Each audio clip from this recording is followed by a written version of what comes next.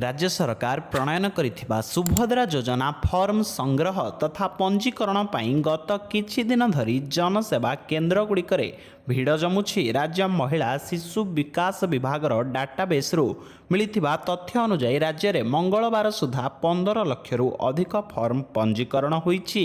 तेबे एही योजना अंतर्गत आवेदन फॉर्म वितरण और ऑनलाइन पंजीकरण करिबा पई कौनसी देय देबाकू पड़िबो नाही। मात्र केतेक स्थान रे अंगनवाड़ी कर्मी जनसेवा केन्द्र और मो सेवा केन्द्र रे उभय फॉर्म पई और ऑनलाइन रे फॉर्म अपलोड करिबा पई 50 रु 200 टंका अर्थ दाबी करुथिबा सूचना मिलुछि। जेकोसी स्थान रे सुभद्रा फॉर्म पई अर्थ दाबी करा जाउथिले सेथि निमंते दृढ़ कार्यानुष्ठान ग्रहण कराजिबो विभाग पक्षरु सूचना दिया जाइछि। तेबे मंगलवार विधानसभा रे मुख्यमंत्री मोहन माझी बड़ घोषणा करिसेंती। मुख्यमंत्री कहिसेंती आसंता 17 तारिख रे सुभद्रार शुभारंभ करिवे प्रधानमंत्री मोदी। सबु हिताधिकारी जेमिति लाभ पाइबे मु तदारक करिबी। विधानसभा माँ मानंकु प्रतिश्रुति देली सुभद्रा फॉर्म और पंजीकरण पई अर्थ दाबी कले कड़ा कार्यानुष्ठान नियाजिबो बोली मुख्यमंत्री निर्देश दैछंती।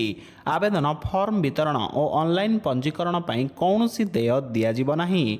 टंका दाबी नहीं आसीथिबा अभियोग सत्य हेले कार्यानुष्ठान नियाजिबो। प्रति फॉर्म अपलोड पई राज्य सरकार 15 टंका देउछंती। अर्थ दाबी कले कारण दर्शाई थाना रे अभियोग करि परिबे। सूचना थाउ कि निकटरे आवेदन फॉर्म बंटन रे अवहेला अभियोग रे बालेश्वर जिला प्रशासन द्वारा जणे अंगनवाड़ी कर्मी विरुद्ध रे कार्यानुष्ठान ग्रहण करा जाई 1 मासर दरमा बंद करा जाईछि। सेहि भली फॉर्म पंजीकरण पई अर्थ दाबी करिबा अभियोग रे केन्द्रापड़ा जिलार डेरा विशेषित जनसेवा केन्द्र विरुद्ध रे कार्यानुष्ठान स्वरूप उक्त जनसेवा केन्द्र को सामयिक बंद कर दिया जाइछि। एहा सह हेल्पलाइन नंबर को आसीथिबा एक कॉल को आधार करी कटक जिला आठगड़र एक मो सेवा केन्द्र रे फॉर्म बिक्री और पूरण बाबद 100 टंका अर्थ दाबी अभियोग विरोध में कटक महानगर निगम पक्षरु एतला दाखल सहित दृढ़ कार्यानुष्ठान ग्रहण करा जाइछि।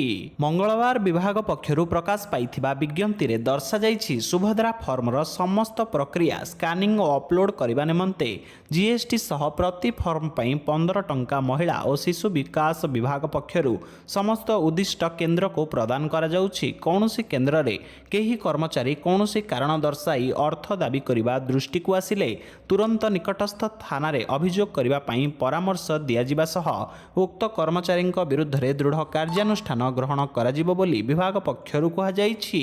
एही भली उपयोगी वीडियो गुडी को सर्वप्रथमे पाइबा पई चैनल को सब्सक्राइब करि दियंतु।